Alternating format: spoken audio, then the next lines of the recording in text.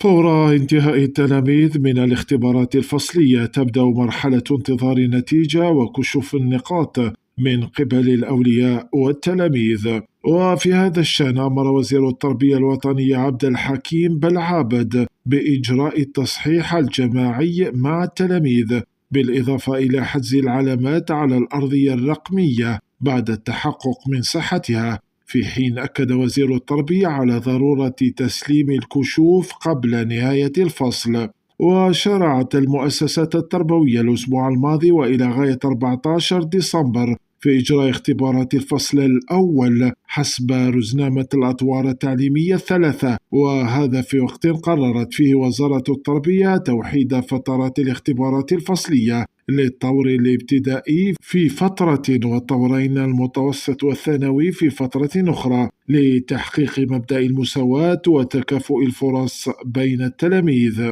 والشيء المميز في هذه السنة هو أنه سيتم الأخذ بعين الاعتبار في الاختبارات الفصلية التقويم المستمر الذي يتم تنقيطه على 20، ويتم احتسابه وفق انضباط التلميذ داخل القسم، حيث يتم منح نقطة 3 لكل من السلوك، الغيابات الغير المبررة والتأخر، وإحضار أوراق التعلم والوسائل وعدم نسيانها، تنظيم الكراريس والاعتناء بها، والمشاركة العمل الفردي وإنجاز الواجبات العمل ضمن الفوج.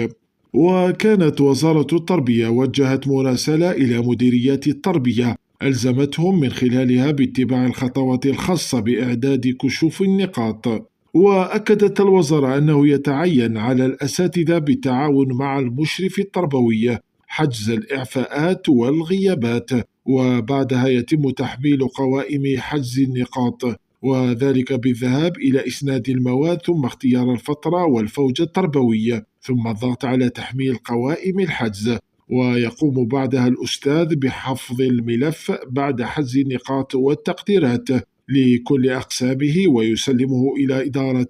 المؤسسة. وبعد انعقاد مجالس الأقسام يتم ضبط المعدلات النهائية وكذا الملاحظات ثم تأكيد الحجز لكل قسم.